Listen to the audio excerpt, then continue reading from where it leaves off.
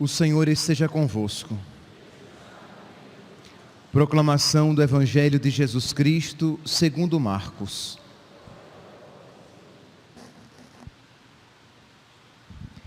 Tendo sido aclamado pela multidão, Jesus entrou no templo em Jerusalém e observou tudo. Mas, como já era tarde, saiu para Betânia com os 12. No dia seguinte, quando saíam de Betânia, Jesus teve fome. De longe, ele viu uma figueira coberta de folhas e foi até lá ver se encontrava algum fruto. Quando chegou perto, encontrou somente folhas, pois não era tempo de figos. Então Jesus disse à figueira: que ninguém mais coma dos teus frutos. E os discípulos escutaram o que ele disse. Chegaram a Jerusalém. Jesus entrou no templo e começou a expulsar os que vendiam e os que compravam no templo. Derrubou as mesas dos cambistas e as cadeiras dos vendedores de pombas. Ele não deixava ninguém carregar nada através do templo e ensinava o povo dizendo: não está escrito, minha casa será chamada casa de oração para todos os povos? No entanto, vós fizestes dela uma toca de ladrões. Os sumos sacerdotes e os mestres da lei ouviram isso e começaram a procurar uma maneira de o matar. Mas tinham medo de Jesus, porque a multidão estava maravilhada com o ensinamento dele. Ao entardecer, Jesus e os discípulos saíram da cidade. Na manhã seguinte, quando passavam, Jesus e os discípulos viram que a figueira tinha secado até a raiz. Pedro lembrou-se e disse a Jesus: olha, mestre, a figueira que amaldiçoaste secou. Jesus lhes disse: tende fé em Deus. Em verdade vos digo, se alguém disser a esta montanha: levanta-te e atira-te no mar, e não duvidar no seu coração, mas acreditar que isso vai acontecer, assim acontecerá. Por isso vos digo, tudo o que pedirdes na oração, acreditai que já o recebestes, e assim será. Quando estiverdes rezando, perdoai tudo o que tiverdes contra alguém, para que vosso Pai que está nos céus também perdoe os vossos pecados. Palavra da salvação.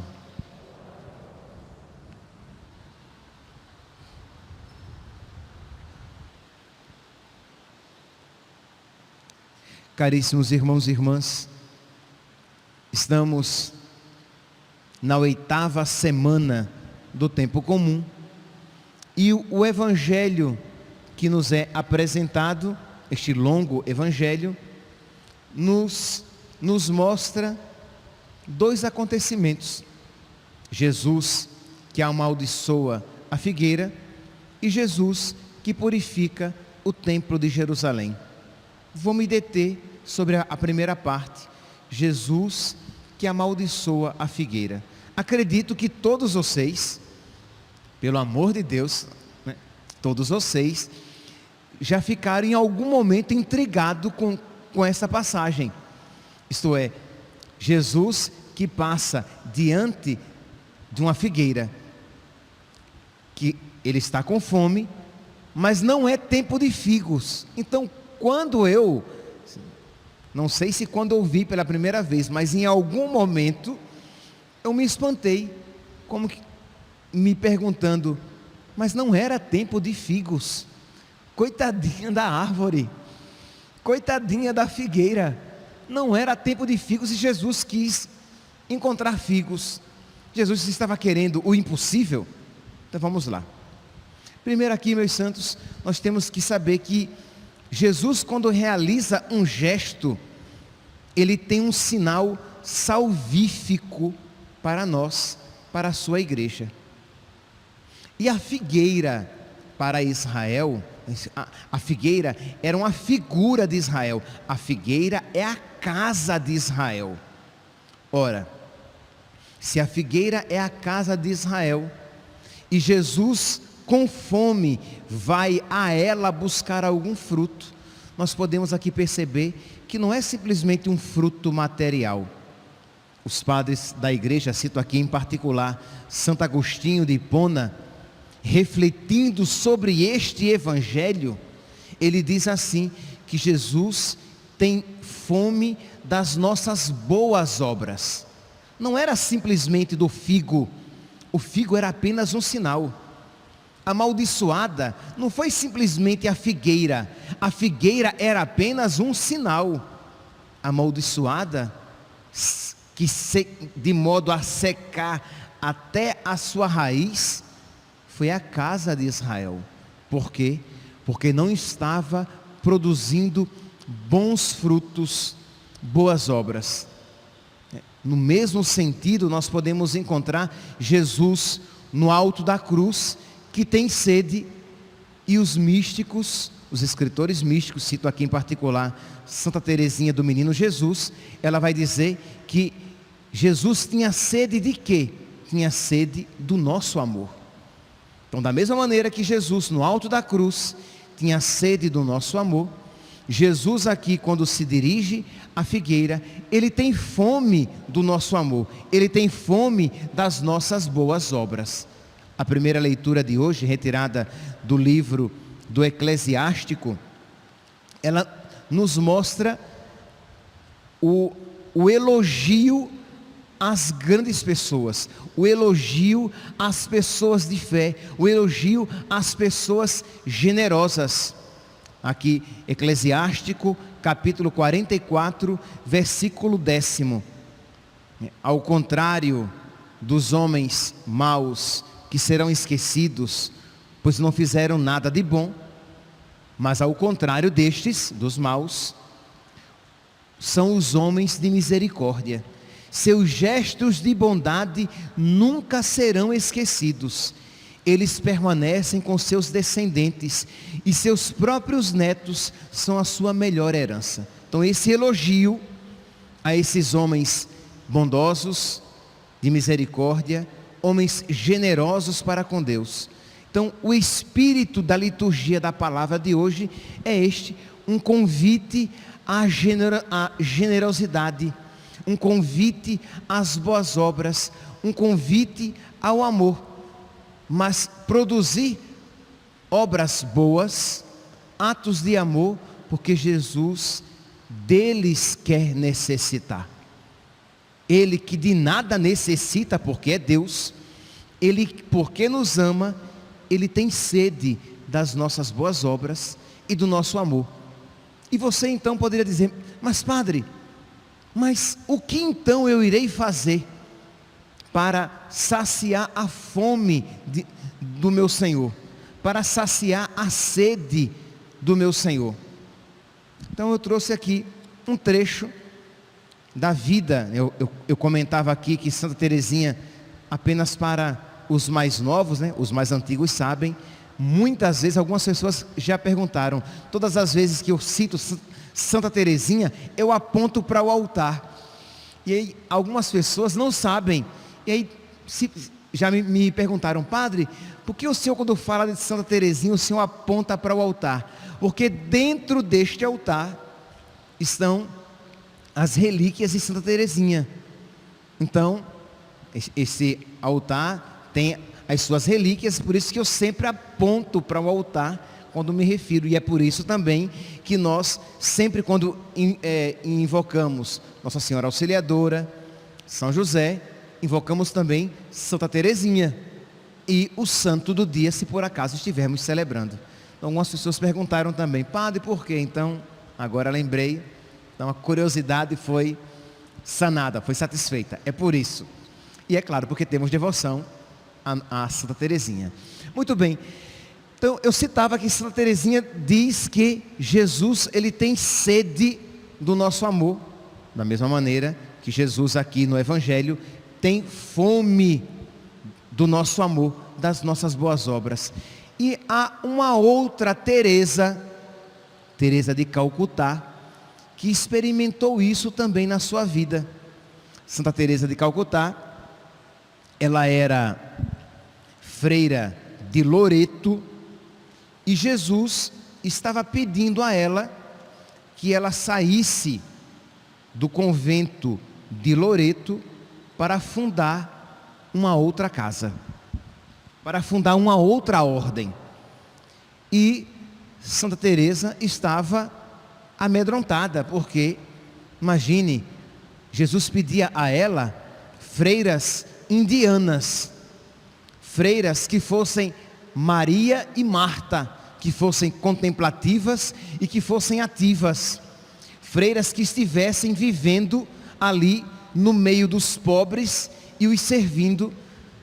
E ela até então percebia nela um outro carisma. Então ela amedrontada de dar aquele passo, e Jesus então, ele apela, ele diz: você vai me negar isso? Isto é, eu tenho sede do teu amor, eu tenho fome do teu amor, e tu vais me negar isso? Então vejam aqui, as próprias palavras de Santa Teresa de Calcutá: fui e sou muito feliz como freira de Loreto. Para dizer o quê? Que ela ia sair, ela ia dar aquilo a Jesus, porque ele estava pedindo, porque ela estava muito bem onde estava. Fui e sou muito feliz em Loreto. Mas um dia, após a comunhão, ela comungou, voltou para o seu cantinho, e ela ouviu Jesus dizer a ela: vai me recusar? Isso é, você não vai me dar isso, o que eu estou pedindo a você? Quero freiras indianas, vítima do meu amor. Quero que sejam Marta e Maria, que sejam tão unidas a mim, que irradiem o meu amor por sobre as almas. Quero freiras livres, cobertas da minha pobreza.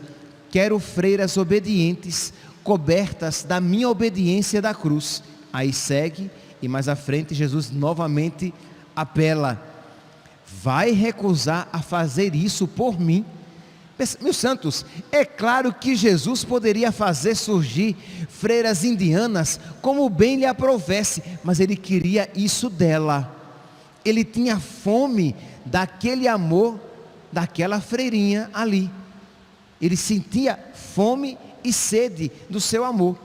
E Jesus continua: tem medo de dar mais um passo pelo seu esposo? Olha, repito, Jesus apelou mesmo, né? Você tem medo de dar um passo pelo seu esposo? Ele, Jesus, era o esposo dela.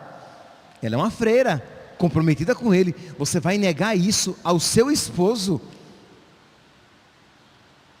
Você vai deixar de fazer isso por mim e pelas almas? Sua generosidade esfriou? Eu estou em segundo lugar na sua vida? Crê em Deus Pai. Apelou mesmo. E é claro que depois de uma dessa, é claro que Santa Teresa de Calcutá não negou isso a Nosso Senhor. Mas diante de um exemplo tão grande, você pode dizer: ah, padre, então tá bom, então eu vou saciar a sede e a fome de Jesus com grandes gestos. Afinal de contas, foi um grande gesto de Santa Teresa de Calcutá fazer isso por Nosso Senhor. Mas, meus irmãos, a mesma Santa Teresa vai dizer que nós saciamos a fome e a sede de Nosso Senhor com o nosso amor nas pequenas coisas. Se você ficar esperando uma grande oportunidade para amar a Deus com generosidade, se você esperar uma grande oportunidade para amar de verdade a Deus, pode ser que essa grande oportunidade nunca chegue, e essa espera se torna uma tentação, porque você, enquanto espera a grande oportunidade, você desperdiça as pequenas oportunidades que Deus lhe oferece para você amá-lo com grandeza de coração. Então a própria Santa Teresa, ela vai dizer, as filhas dela, as suas filhas, Para o bom Deus, nada é pequeno, porque Ele é tão grande e nós tão pequenos. É por isso que Ele se abaixa e se dá o trabalho de fazer essas pequenas coisas para nós, para nos dar a chance de provar o nosso amor por Ele, porque Ele as fez, elas são muito grandes. Então tudo o que Deus faz por meio de nós é grande, porque Ele é infinito. Então mesmo as coisas pequenas que nós deixamos Deus realizar em nós, no fundo, elas são grandes coisas, porque são feitas por Deus em nós. Sejam fiéis, olha aqui, ouçamos todos nós, sejam fiéis nas pequenas práticas de amor, de pequenos sacrifícios, da pequena mortificação interior. Então quando você fizer algo por Deus, mesmo que pequeno, faça com todo o seu amor. Diga com essas ou outras palavras: Jesus, eu faço isso porque eu te amo, para que eu te ame mais.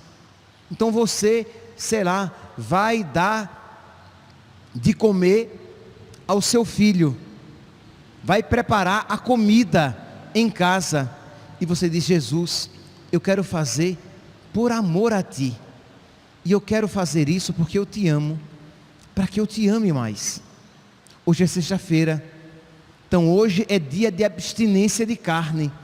Você pode simplesmente dizer: eu não vou comer carne porque é sexta-feira e ninguém come carne, e nenhum católico deve comer carne às sextas-feiras. Ok, mas você pode dizer: mas eu quero fazer isso com grande amor no meu coração, de modo que aquilo que em si é pequeno torna-se grande pela magnanimidade do seu coração.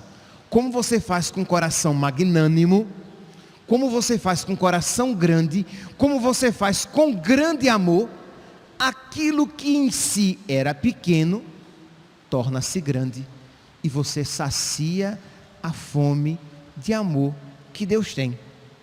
Você vai, por exemplo, eu achei tão bonito, uma pessoa mandou para mim por esses dias, dizendo que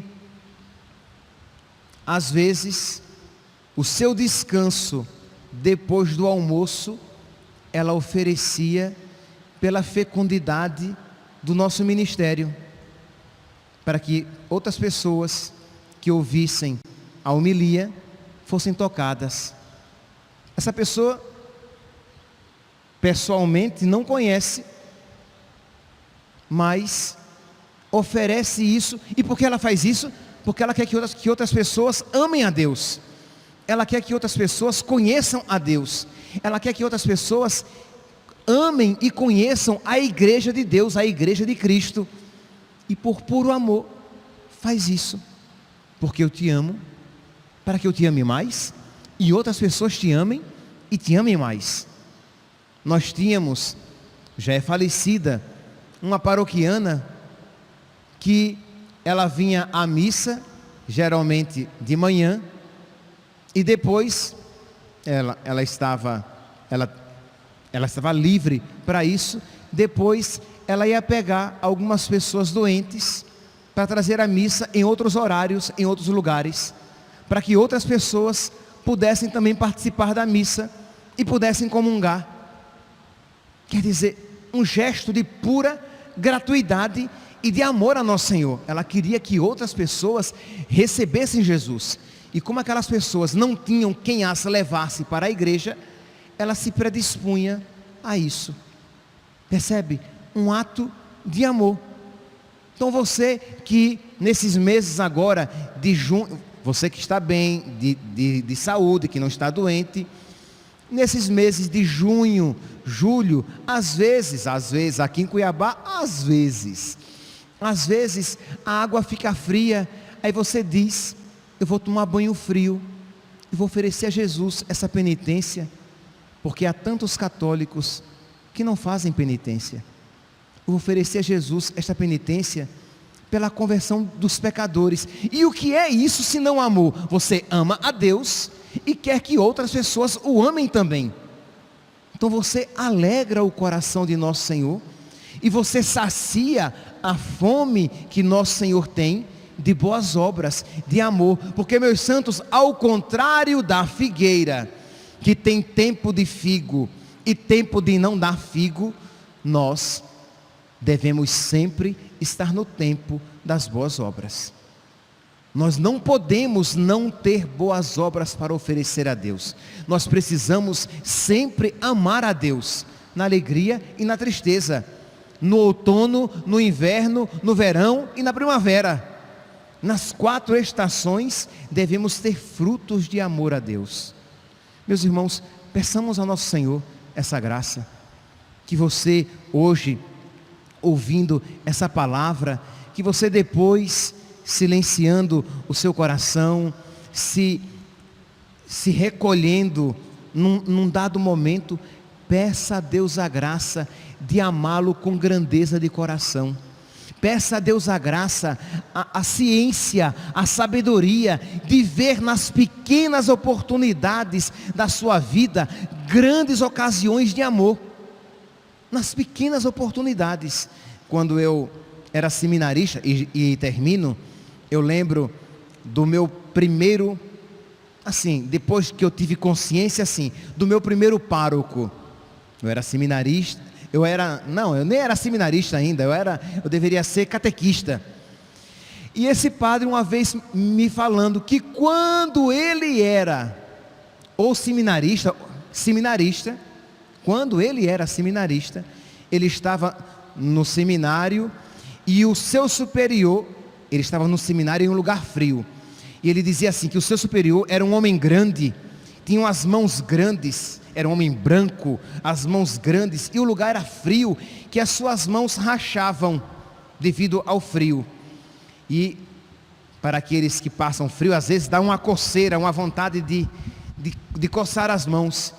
E ele dizia que aquele superior dele estava ali com as mãos cruzadas, às vezes o atendendo em direção espiritual, e ele nunca tinha visto aquele homem ou encostar as costas no espaldar da cadeira, ou coçar as mãos, atritar as mãos para aquecê-las, ou simplesmente coçar.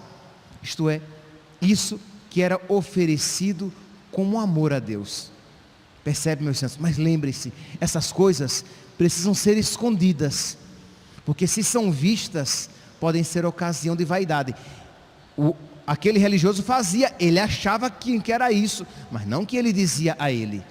Mas provavelmente, como era um homem virtuoso, isso ele fazia porque amava a Deus e porque queria amá-lo mais ainda. Peçamos a Deus então.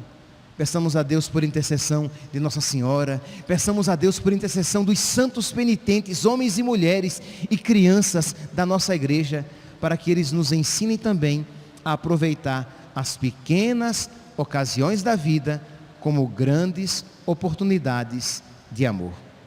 Louvado seja nosso Senhor Jesus Cristo, para sempre seja louvado.